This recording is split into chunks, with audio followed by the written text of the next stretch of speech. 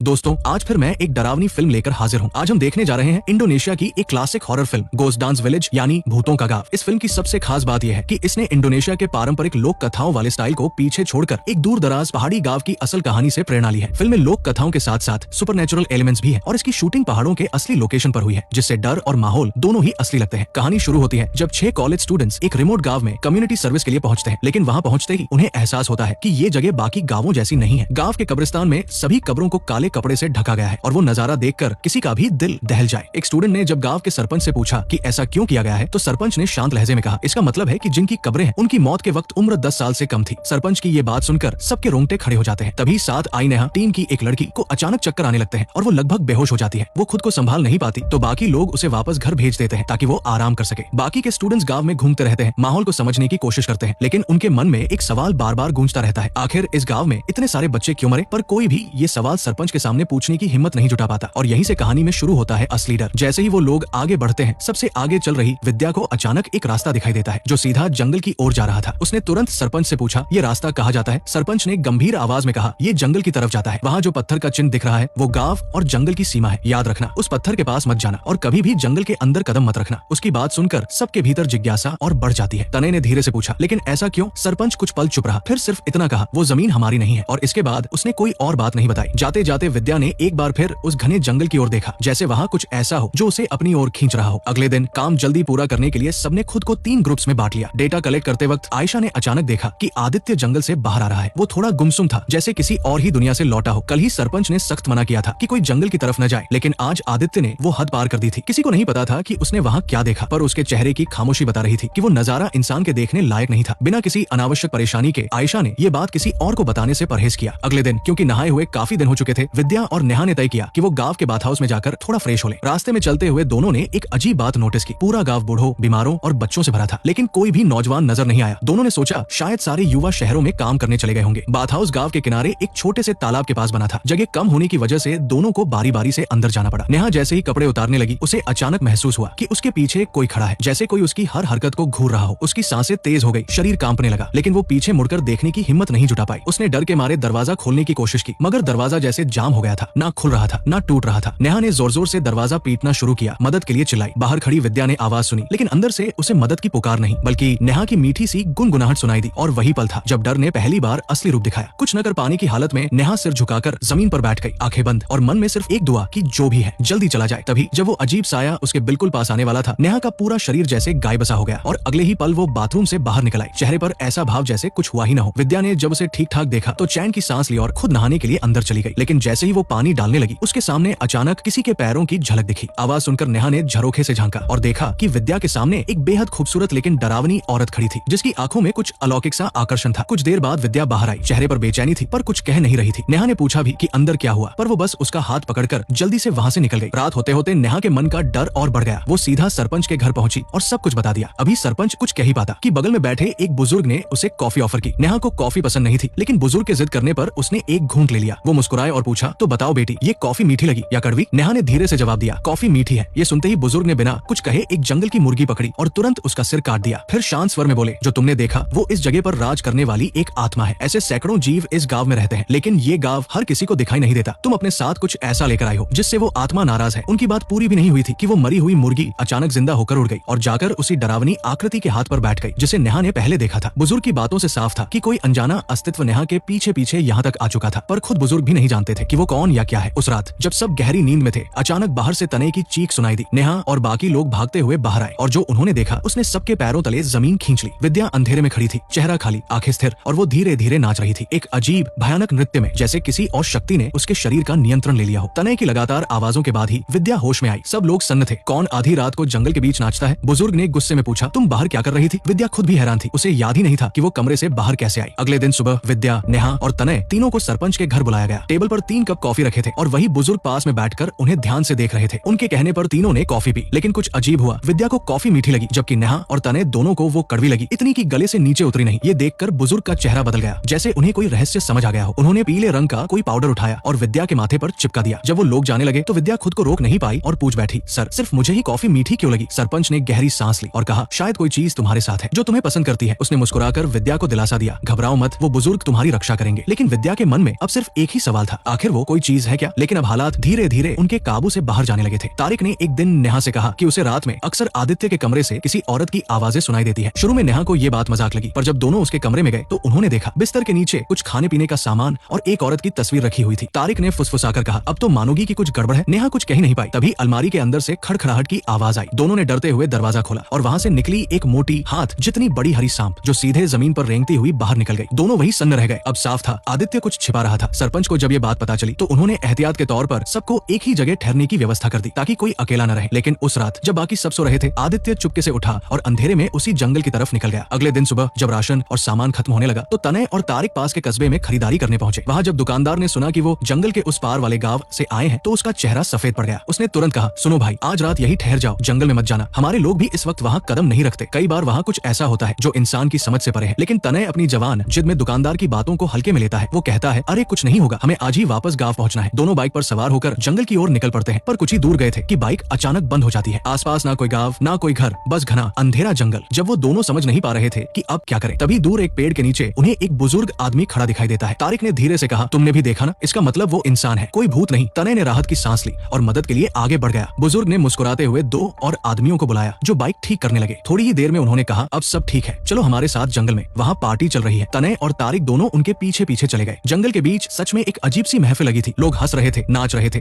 और ढेर सारा खाना सजा हुआ था। भूखे तनय की आंखें चमक उठी। वो सीधा खाने की तरफ बढ़ा, पर तारिक ने उसका हाथ पकड़कर कहा, चल यहाँ से निकलते हैं, कुछ ठीक नहीं लग रहा। बहुत मनाने के बाद ही तनय ने भारी कदमों से उस जंगल की पार्टी से बाहर निकलने का फैसला किया। गांव लौटने के बाद तनय ने सोचा कि जंगल से लाया हुआ खाना सबके साथ बांट ले। लेकिन जैसे ही उसने पैकेट खोला, अंदर से सड़ी हुई बदबू फैल गई। उसने डिब्बा खोला तो सबके होश उड़ गए। उसमें से खून से सना बंदर का सिर लुढ़क कर बाहर गिरा। इतनी सारी अजीब घटनाओं के बाद नेहा को यकीन हो गया कि इस गांव में कुछ बहुत गलत है। उसने तय किया कि अब वो इस कम्युनिटी सर्विस प्रोजेक्ट को छोड़कर अगली सुबह अपने दोस्तों के साथ गांव छोड़ देगी। लेकिन रात में जब सब सो रहे थे, विद्या की आंख अचानक खुली। उसने देखा कि आदित्य चुपचाप कमरे से बाहर निकल रहा है। वो बिना आवाज किए उसके पीछे पीछे चल पड़ी और दोनों पहुंच गए उसी जंगल में। वहाँ एक टूटी फूटी लकड़ी की झोपड़ी में विद्या ने जो देखा वो किसी डरावने सपने से कम नहीं था। आदित्य के चारों ओर एक सांप जैसी औरत लिपटी हुई थी। उसका चेहरा इंसान का, पर आंखें बिल्कुल जहर जैसी। विद्या चीखना चाहती थी मगर उसके गले से आवाज ही नहीं निकली। अगले ही पल सब अंधेरा हो गया और जब उसने फिर आंखें खोली, वो एक मंच पर खड़ी थी जहाँ नीचे बैठे थे दर्जनों अजीब अलौकिक चेहरे, जैसे कोई भूतिया सभा उसके स्वागत में इकट्ठी हुई हो। विद्या अभी ये समझ ही नहीं पा रही थी कि उसके साथ क्या हो रहा है। तभी पीछे से वही सांपनी धीरे धीरे उसके करीब आई। उसकी आवाज फुसफुसाई, मुझे तुम्हारी खुशबू पसंद है, यही रहो मेरे साथ बच्ची। विद्या ने भागने की कोशिश की, लेकिन मंच के नीचे बैठे अजीब चेहरे वाले लोग उसे कसकर पकड़ लेते हैं। वो पूरी तरह फंस चुकी थी। उधर नेहा अचानक किसी डरावने सपने से जाग उठी। उसने देखा कि विद्या उसके पास नहीं थी। दिल में एक बुरा एहसास उठते ही वो आयशा को जगाने गई, पर आयशा की हालत देखकर उसका खून जम गया। उसकी आंखें पूरी खुली थी। वो जागी हुई लग रही थी मगर बोल नहीं पा रही थी, जैसे किसी ने उसकी आवाज छीन ली हो। नेहा ने घबराकर बाकी साथियों को बुलाया। सब कमरे में दौड़े चले आए, लेकिन किसी को समझ नहीं आ रहा था कि क्या किया जाए। आखिरकार सब मिलकर गांव के सरपंच के घर मदद मांगने भागे। इसी बीच जंगल के बीचों बीच विद्या अब भी उन विचित्र लोगों के बीच घिरी हुई थी। चारों तरफ ढोल और अनजाने गीतों की गूंज थी। उसने डरते डरते पीछे देखा और उसके होश उड़ गए। मंच पर अब आयशा भी खड़ी थी, सांपनी जैसी पोशाक में, चेहरा बिल्कुल वैसा ही। वो लगातार झूम रही थी एक अजीब सम्मोहक नृत्य में। चारों ओर के लोग भी उसी के साथ घूमने लगे, मानो सब किसी दानवी शक्ति के वश में हो। और अब विद्या उनकी अगली शिकार बनने वाली थी। वो बुजुर्ग आदमी बस एक नजर में ही आयशा की हालत समझ गया। उसने सबको शांत रहने को कहा और खुद अंदर कमरे में चला गया। थोड़ी ही देर में कमरे से एक बड़ी काली कुतिया बाहर निकली। वो तेजी से जंगल की ओर भागी, सीधे वहाँ जहाँ विद्या अब भी उन डरावने लोगों से घिरी हुई थी। कुतिया ने जोर से कई बार भौंका और अगले ही पल वो सारे अजीब लोग जैसे पत्थर के हो गए। कोई हिल भी नहीं पाया। विद्या ने मौका देखकर खुद को छुड़ाया और कुतिया के साथ भागती हुई जंगल से बाहर निकल आई। थोड़ी देर बाद नेहा और बाकी सबने भी अंकित को ढूंढ लिया, लेकिन उसकी हालत भी आयशा जैसी ही थी। आंखें खुली मगर जान जैसे कहीं और फंस गई हो। विद्या के चेहरे पर लाचारी साफ झलक रही थी। तभी वो बुजुर्ग धीरे से बोला, तुम्हारे दोस्तों की आत्माएं जंगल में कैद है, मैं चाहकर भी कुछ नहीं कर सकता बच्ची। अगले दिन नेहा और बाकी सब भारी मन से उस गांव को छोड़ गए। 4 दिन बाद अंकित की मौत हो गई और 3 महीने बाद आयशा भी दुनिया छोड़ गई। उसके बाद से नेहा और उसके दोस्तों ने कसम खाई वो कभी उस गांव की तरफ लौटकर नहीं देखेंगे।